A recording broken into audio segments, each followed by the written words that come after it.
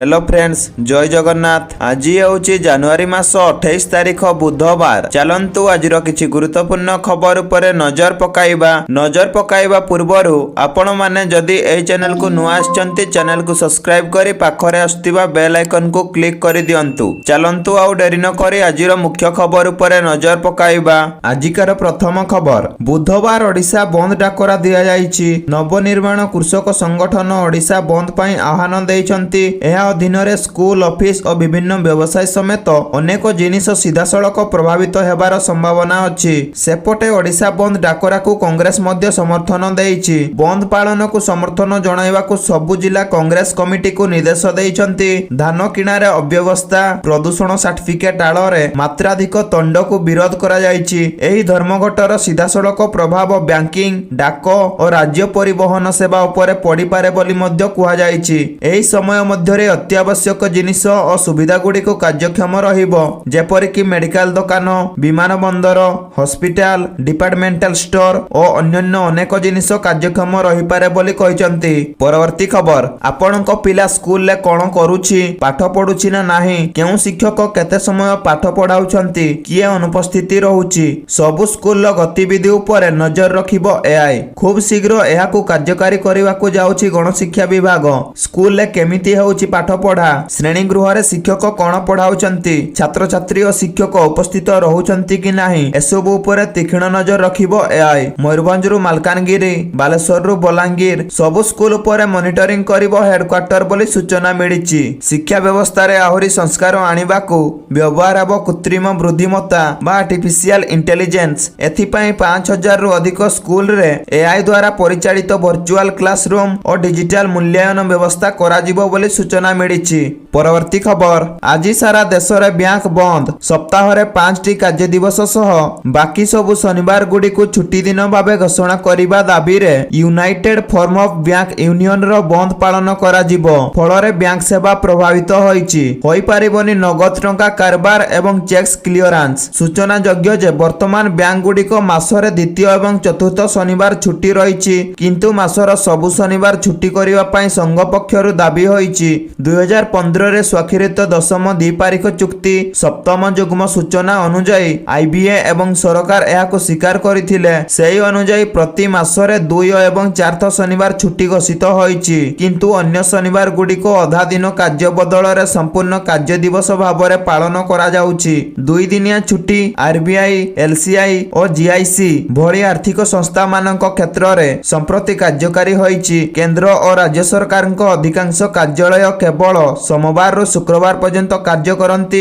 Stock exchange गुड़िक सोमवार रु शुक्रवार पर्यंत कार्य करती। मुद्रा बाजार, विदेशी विनिमय कारबार इत्यादि शनिवार और रविवार दिन बंद रहिबो बोली united forum of bank union कहिछि। परवर्ती खबर, पीयूसीसी नथिले भी मिडिबो तेल। एणिकी पीयूसीसी नथिले भी समस्त पेट्रोल पंप रे पेट्रोल और डीजेल मिडिबो। तेबे राज्य परिवहन कमिशनर पक्षरु 2025 डिसेंबर 20 तारिख रे एक निर्देशनामा जारी होइतिला, जेउथिरे उल्लेख थिला जे गाड़ी रे प्रदूषण कागज पत्र नथिले सेमानकु पेट्रोल किंबा डीजेल मिडिबो नाही। एनै राज्य परिवहन विभाग विभिन्न तैल कंपनी मानकु चिठी मध्य करिथिला। एहाकु चैलेंज करी हाईकोर्ट रे एक जनस्वार्थ मामला रुजु होइथिला। एथिरे मोटरयान आईन 1988 और केंद्रीय मोटरयान नियमावली 1989 को उल्लंघन करा जाइछि बोली चैलेंज आवेदन रे उल्लेख करा जाइथिला। गाड़ी रो पीयूसीसी कागज पत्र नथिले गाड़ी मालिकंकु पेट्रोल किंबा डीजेल विक्रय न करिबा नियम संपूर्ण भावे लोकंक मौलिक अधिकार को उल्लंघन करूछि बोली कोर्ट को कहिथिले आवेदनकारी वकील। एथि सहित गाड़ी रो प्रदूषण परीक्षा पूर्वरु कोनोसी चालान नथिबा नै जेउ शर्त धार्य करा जाइथिला ताहा बेआईन बोली कहिसंती। जहार सुनानी करी हाईकोर्ट पीयूसीसी नथिले तेल न मिडिबा निष्पत्ति प्रत्याहृत करिबा पई निर्देश हेबा सह मामलार परवर्ती सुनानी गोटिए सप्ताह परे हेबो बोली कहिसंती। परवर्ती खबर, केरल पश्चिमबंग रे निपा भाइरस संक्रमण वृद्धि पाइथिबा नै स्वास्थ्य कर्तृपक्ष चेतावनी दैछंती। संक्रामक रोग विशेषज्ञ माने कहिसंती जे आतंकित हेबा परिवर्ते शीघ्र चिन्हट, डाक्तरखाना प्रस्तुति और कठोर संक्रमण नियंत्रण व्यवस्था उपरे ध्यान दिया जिबा उचित। निपा भाइरस विरल हेले भी अत्यंत मारात्मक। एथिरे मृत्युहार अन्य श्वासक्रिया जनित रोग ठारू बहुत अधिक बोली कहिसंती। विशिष्ट संक्रामक रोग विशेषज्ञ माने डाक्तर दीप नारायण मुखर्जी कहिसंती जे निपा भूताणु ଭୂତାଣୁ ହେଉଛି ଏକ ଆର୍ନିଏ ଭୂତାଣୁ ଯାହା ଜ୍ୱର, ମୁଣ୍ଡବିନ୍ଧା, କାଶ, ଗଳା ଯନ୍ତ୍ରଣା ଓ ମାଂସପେଶୀ ଯନ୍ତ୍ରଣା ଭଳି ଲକ୍ଷଣ ସହିତ ଫ୍ଲୁରୁ ଆରମ୍ଭ ହୁଏ। ଏହାକୁ ସାଧାରଣ ସର୍ଦ୍ଦି ମନେ କରି ଲୋକମାନେ ଅବହେଳା କରିଥାନ୍ତି। ତେବେ ଏହି ରୋଗ ଦ୍ରୁତ ଗତିରେ ବଢିପାରେ। ଡାକ୍ତର ମୁଖାର୍ଜୀ କହିଛନ୍ତି ଯେ ବେଳେବେଳେ ଏହା ମସ୍ତିଷ୍କକୁ ଯାଇ ଏନସେଫାଲାଇଟିସ୍ ସୃଷ୍ଟି କରିଥାଏ। ରୋଗୀ କୋମାକୁ ଯାଇପାରନ୍ତି ଏବଂ ଅନେକ ସମୟରେ ଏହି ରୋଗ ହେତୁ ମୃତ୍ୟୁବରଣ କରିପାରନ୍ତି ବୋଲି ମଧ୍ୟ କହିଛନ୍ତି। ପରବର୍ତ୍ତୀ ଖବର, ରାଜ୍ୟରେ ନୂଆ କରି ଗଠିତ ହୋଇଥିବା ଏନ୍ଓସି ଓ ମ୍ୟୁନିସିପାଲିଟିରେ ଜୁନ୍ 20 ତାରିଖ ପୂର୍ବରୁ ସରିବ ନିର୍ବାଚନ। ରାଜ୍ୟ ନିର୍ବାଚନ କମିଶନ ଏ ବାବଦରେ ପ୍ରକ୍ରିୟା ଆରମ୍ଭ କରିସାରିଛନ୍ତି।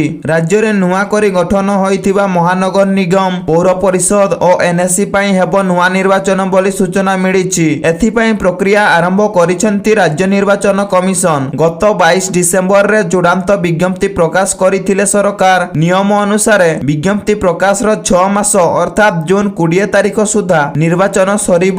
ଜାନୁଆରୀ 15 ତାରିଖରେ ଉକ୍ତ ଅଞ୍ଚଳ ଗୁଡ଼ିକରେ ସୀମା ନିର୍ଦ୍ଧାରଣ ଏବଂ ଆସନ ସଂରକ୍ଷଣ କରିବାକୁ ନଗର ଉନ୍ନୟନ ବିଭାଗକୁ ଅବଗତ କରିଥିଲେ ନିର୍ବାଚନ କମିଶନ। ସରକାର ଏ ଦିଗରେ ପଦକ୍ଷେପ ନେଲେ ଜୁନ୍ 20ରେ 36 ନୂଆ ସହର ଦେଖିବେ ଲୋକପ୍ରତିନିଧି ବୋଲି କହିଛନ୍ତି। ପରବର୍ତ୍ତୀ ଖବର, କେନ୍ଦ୍ର ବଜେଟ୍ ପୂର୍ବରୁ ଭାରତବାସୀଙ୍କୁ ବଡ଼ ଉପହାର। 27 ରାଷ୍ଟ୍ର ସଦସ୍ୟ ବିଶିଷ୍ଟ ୟୁରୋପୀୟ ୟୁନିୟନ ସହ ଭାରତ ଐତିହାସିକ ମୁକ୍ତ ବାଣିଜ୍ୟ ରାଜିନାମା। ଶସ୍ତା ହେବ ୟୁରୋପୀୟ ଦାମୀ car, aircraft, spacecraft, optical, medical ଓ ସର୍ଜିକାଲ ଇକ୍ୟୁପମେଣ୍ଟ ସମେତ ବହୁ ସାମଗ୍ରୀ ବୋଲି ସୂଚନା ମିଳିଛି। ଚୁକ୍ତିକୁ ମଦର ଅଫ୍ ଡିଲର୍ସ ଦର୍ଶାଇଲେ ୟୁ ମୁଖ୍ୟ ଉର୍ସୁଲା ଭନ୍ ଓ ପ୍ରଧାନମନ୍ତ୍ରୀ ନରେନ୍ଦ୍ର ମୋଦି। ଭାରତ ଓ ୟୁରୋପୀୟ ରାଷ୍ଟ୍ର ସଂଘ ମଧ୍ୟରେ ଐତିହାସିକ ବୁଝାମଣା ହୋଇଛି। 27 ଜାନୁଆରୀରେ ୟୁରୋ 27 ରାଷ୍ଟ୍ର ସହ ଭାରତର ନୂଆ ବାଣିଜ୍ୟିକ ସମ୍ପର୍କ ଗଢ଼ି ଉଠିଛି। କେନ୍ଦ୍ର ବଜେଟ୍ ପୂର୍ବରୁ ଭାରତବାସୀଙ୍କୁ ବଡ଼ ଉପହାର ମିଳିଛି। ଟ୍ରମ୍ପଙ୍କ ଟାରିଫ ନୀତି ଉପରେ ପ୍ରହାର, ମୁକ୍ତି ବାଣିଜ୍ୟ ରାଜିନାମା ମଧ୍ୟ ଗଢ଼ି ଉଠିଛି।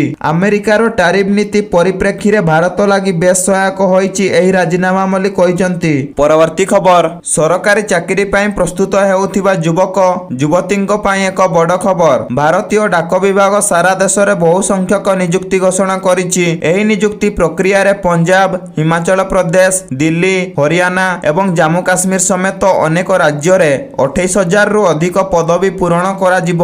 ଏହି ନିଯୁକ୍ତି ଦଶମ ପାସ୍ ପ୍ରାର୍ଥୀଙ୍କ ପାଇଁ ଖୋଲା ଏବଂ କେବଳ ଦଶମ ଶ୍ରେଣୀରେ ପ୍ରାପ୍ତ ନମ୍ବର ଆଧାରରେ ପ୍ରସ୍ତୁତ ମେରିଟ୍ ଲିଷ୍ଟରୁ ଚୟନ କରାଯିବ।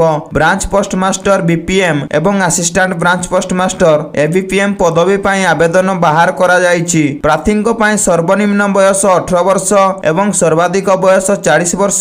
ସଂରକ୍ଷିତ ବର୍ଗ ପାଇଁ ବୟନ ଛାଡ଼ ପ୍ରଯୁଜ୍ୟ ହୋଇଛି। ଆବେଦନ ପ୍ରକ୍ରିୟା ଜାନୁଆରୀ 31, 2024ରୁ ଆରମ୍ଭ ହେବ ଏବଂ ଫେବୃଆରୀ 14, 2024 ପର୍ଯ୍ୟନ୍ତ ଦାଖଲ କରାଯାଇପାରିବ ବୋଲି ସୂଚନା ମିଳିଛି।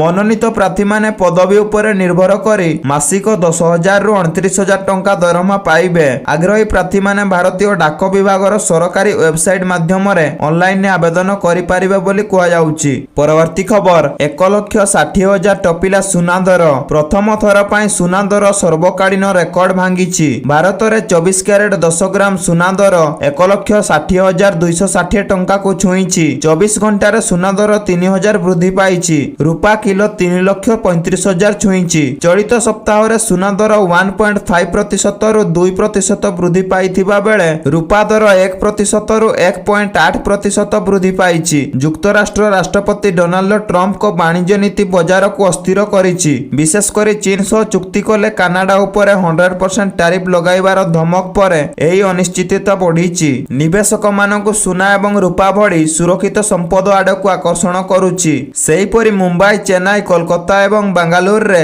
24 କ୍ୟାରେଟ ସୁନା ମୂଲ୍ୟ 1,60,260 ଟଙ୍କା ଏବଂ 22 କ୍ୟାରେଟ ସୁନା ମୂଲ୍ୟ 10 ଗ୍ରାମ ପିଛା 1,46,900 ଟଙ୍କାରେ ବିକ୍ରି ହେଉଛି। ପରବର୍ତ୍ତୀ ଖବର, ମାନ୍ୟବର ଉପମୁଖ୍ୟମନ୍ତ୍ରୀ ପ୍ରଭାତୀ ପରିଡ଼ା ଆଜି ଭୁବନେଶ୍ୱର ସ୍ଥିତ ରାଜ୍ୟ ମହିଳା ଓ ଶିଶୁ ପ୍ରଶିକ୍ଷଣ କେନ୍ଦ୍ର SIWC ପରିସରରେ ପଞ୍ଚତତ୍ତ୍ୱ ପାର୍କର ଉଦ୍ଘାଟନ କରିବା ସହ ସୁଭଦ୍ରା ସାଧନ କେନ୍ଦ୍ରର ଭିତ୍ତିପ୍ରସ୍ତର ସ୍ଥାପନ ତଥା ସୁପୋଷିତ ଓଡ଼ିଶା ମିଶନ ଅନ୍ତର୍ଗତ ରାଜ୍ୟସ୍ତରୀୟ ଓରିଏଣ୍ଟେସନ କମ୍ କାପାସିଟି ବିଲ୍ଡିଂର 2 ଦିନିଆ କର୍ମଶାଳାର ଶୁଭାରମ୍ଭ କରିବା ସହ ମାଳତୀ ଦେବୀ ପାର୍କ ବିଦ୍ୟାଳୟ ପରିଧାନ ଯୋଜନା ଅଧୀନରେ ଶିଶୁମାନଙ୍କ ପାଇଁ ପୋଷାକ ଓ ଶୀତବସ୍ତ୍ର ମୂଲ୍ୟରେ ସଂଶୋଧନ କରି ମହିଳା ଓ ଶିଶୁଙ୍କ କଲ୍ୟାଣ ପାଇଁ ସରକାରଙ୍କ ପ୍ରତିବଦ୍ଧତାକୁ ଦର୍ଶାଇଛନ୍ତି। ଉପମୁଖ୍ୟମନ୍ତ୍ରୀ ଦର୍ଶାଇଥିଲେ ଯେ ରାଜ୍ୟ ସରକାର ସଫଳତାର ସହ 55,000 ଅଙ୍ଗନବାଡି କେନ୍ଦ୍ରକୁ ନିଜସ୍ୱ ଗୃହ ଯୋଗାଇ ଦେଇଛନ୍ତି ଦେଇଛନ୍ତି। ଏଥିସହିତ ଉପମୁଖ୍ୟମନ୍ତ୍ରୀ ଆହ୍ୱାନ ଦେଇଛନ୍ତି ଯେ ସମାଜର ପ୍ରତ୍ୟେକ ବ୍ୟକ୍ତି ଯଦି ନିଜର ଶୁଭ ଅବସର ବା ଜନ୍ମଦିନରେ ଅଙ୍ଗନବାଡି ଶିଶୁକୁ ଫଳ ବାଣ୍ଟିବା ପାଇଁ ସଂକଳ୍ପ ନେବେ ତେବେ ଓଡ଼ିଶା ଖୁବ୍ ଶୀଘ୍ର ଏକ ସୁସ୍ଥ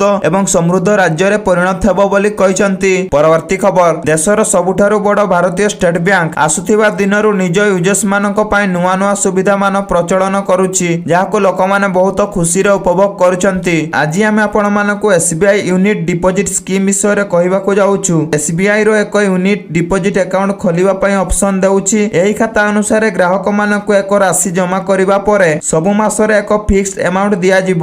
ଏହି ସ୍କିମ୍ ସେହି ଲୋକମାନଙ୍କ ପାଇଁ ବହୁତ ଫାଇଦା ଯୁକ୍ତ ହେବ ଯେଉଁମାନଙ୍କୁ ଅନ୍ୟ କୌଣସି କ୍ଷେତ୍ରରେ ଆୟର ବୃଦ୍ଧି ହେଉନାହିଁ। SBI ର ଏହି ସ୍କିମରେ 36, 60, 84 ବା 120 ମାସର ଅବଧି ପର୍ଯ୍ୟନ୍ତ ନିବେଶ କରାଯାଇ ପାରିବ। ଏହି ନିବେଶର ସୁଧ ସେତିକି ହେବ ଯେତିକି ବଛା ଯାଇଥିବା ଅବଧିର ଫିକ୍ସଡ ଡିପୋଜିଟ୍ ପାଇଁ ଥିବ।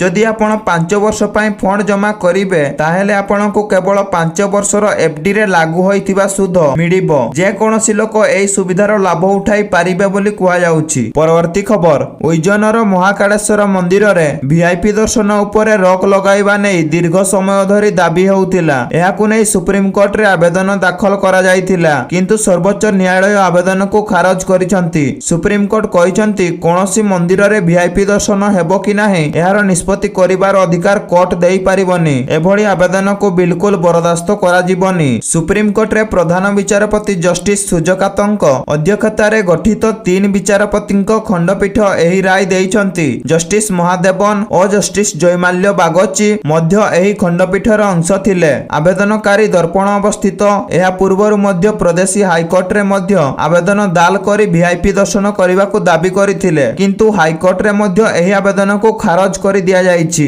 ଆବେଦନକାରୀଙ୍କ କହିବା ଅନୁସାରେ ମହାକାଳେଶ୍ୱର ମନ୍ଦିରର ଗର୍ଭଗୃହରେ VIP ଲୋକଙ୍କୁ ସହଜରେ ଏଣ୍ଟ୍ରି ମିଳିଯାଇଥାଏ। ସେମାନେ ମହାକାଶ ଶିବଲିଙ୍ଗରେ ଜଳ ଅର୍ପଣ କରି ପୂଜାପାଠ କରନ୍ତି, କିନ୍ତୁ ସାଧାରଣ ଜନତାକୁ ଏହାର ଅଧିକାର ନାହିଁ। ତାଙ୍କୁ ଦୂରରୁ ଦର୍ଶନ କରି ଫେରିବାକୁ ପଡ଼ିଥାଏ ବୋଲି କୁହାଯାଉଛି, ଯାହାକି ସମ୍ପୂର୍ଣ୍ଣ ଭାବରେ ଭୁଲ। ପରବର୍ତ୍ତୀ ଖବର, ହ୍ୱାଟ୍ସଆପ୍ ବ୍ୟବହାର କରିବା ପାଇଁ ଆପଣଙ୍କୁ ଖୁବ୍ ଶୀଘ୍ର ଟଙ୍କା ଦେବାକୁ ପଡ଼ିପାରେ। କଥାଟି ଶୁଣି ଚମକି ପଡ଼ିଲେ ନା? ହେଲେ ଏହା ସମ୍ପୂର୍ଣ୍ଣ ସତ। ଏହା ଏଥିପାଇଁ କୁହାଯାଉଛି କାରଣ କମ୍ପାନୀ ଏକ ନୂଆ ସବସ୍କ୍ରିପସନ ପ୍ଲାନ ଉପରେ କାମ କରୁଛି, ଯାହା ବ୍ୟବହାରକାରୀଙ୍କୁ ବିଜ୍ଞାପନ ମୁକ୍ତ ଅଭିଜ୍ଞତା ପ୍ରଦାନ କରିବ। ଏହାର ଅର୍ଥ ହେଉଛି ଯଦି ଆପଣ ଆପଣଙ୍କର ହ୍ୱାଟ୍ସଆପ୍ ଷ୍ଟାଟସ୍ ଏବଂ ଚ୍ୟାନେଲ ଗୁଡ଼ିକରେ ବିଜ୍ଞାପନ ଦେଖିବାକୁ ଚାହୁଁନାହାନ୍ତି ତେବେ ଆପଣଙ୍କୁ ଏକ ଦେୟଯୁକ୍ତ ପ୍ଲାନ ସବସ୍କ୍ରାଇବ କରିବାକୁ ପଡ଼ିପାରେ। ଏହି ଯୋଜନା ବିଷୟରେ ଏପର୍ଯ୍ୟନ୍ତ ଅଧିକ ସୂଚନା ପ୍ରକାଶ କରାଯାଇ ନାହିଁ, କିନ୍ତୁ ଏହା ବିଶ୍ୱାସ କରାଯାଉଛି ଯେ ଏହାର ଧ୍ୟାନ ବିଜ୍ଞାପନ ମୁକ୍ତ ଅଭିଜ୍ଞତା ଉପରେ ରହିବ। ଗତ ବର୍ଷ ମେଟା ହ୍ୱାଟ୍ସଆପ୍ ଷ୍ଟାଟସ୍ ଏବଂ ଚ୍ୟାନେଲ ଗୁଡ଼ିକରେ ଆଡ୍ ଦେଖାଇଥିବା ଆରମ୍ଭ କରିଥିଲା। କମ୍ପାନୀର ଏହି ନିଷ୍ପତ୍ତିକୁ ବ୍ୟାପକ ବିରୋଧ କରାଯାଇଥିଲା। ପୂର୍ବରୁ ବିଜ୍ଞାପନ ମୁକ୍ତ ଅଭିଜ୍ଞତା ଉପଭୋଗ କରୁଥିବା ହ୍ୱାଟ୍ସଆପ୍ ୟୁଜର୍ସ ମାନେ ଏହି ପରିବର୍ତ୍ତନକୁ ପସନ୍ଦ କରିନଥିଲେ, କିନ୍ତୁ ବିରୋଧୀ ସତ୍ତ୍ୱେ ମେଟା ନିଜର ନିଷ୍ପତ୍ତି ପରିବର୍ତ୍ତନ କରିନାହିଁ। ଏବେ କମ୍ପାନୀ ଏକ ନୂଆ ଯୋଜନା ବିକଶିତ କରୁଛି ଯେଉଁଥିରେ ୟୁଜରମାନଙ୍କୁ ବିଜ୍ଞାପନ ମୁକ୍ତ ଅଭିଜ୍ଞତା ପାଇଁ ଦେୟ ଦେବାକୁ ପଡ଼ିପାରେ। ହ୍ୱାଟ୍ସଆପ୍ର ସଂସ୍କରଣ 2.2639 ରେ ଆପ୍ କୋଡ୍ରେ ନୂତନ ସ୍କ୍ରିନ୍ ଦେଖାଯାଇଛି, ଯାହାଦ୍ୱାରା ଅନୁମାନ କରାଯାଉଛି ଯେ କମ୍ପାନୀ ଏକ ନୂତନ ସବସ୍କ୍ରିପସନ ଯୋଜନାରେ କାମ କରୁଛି।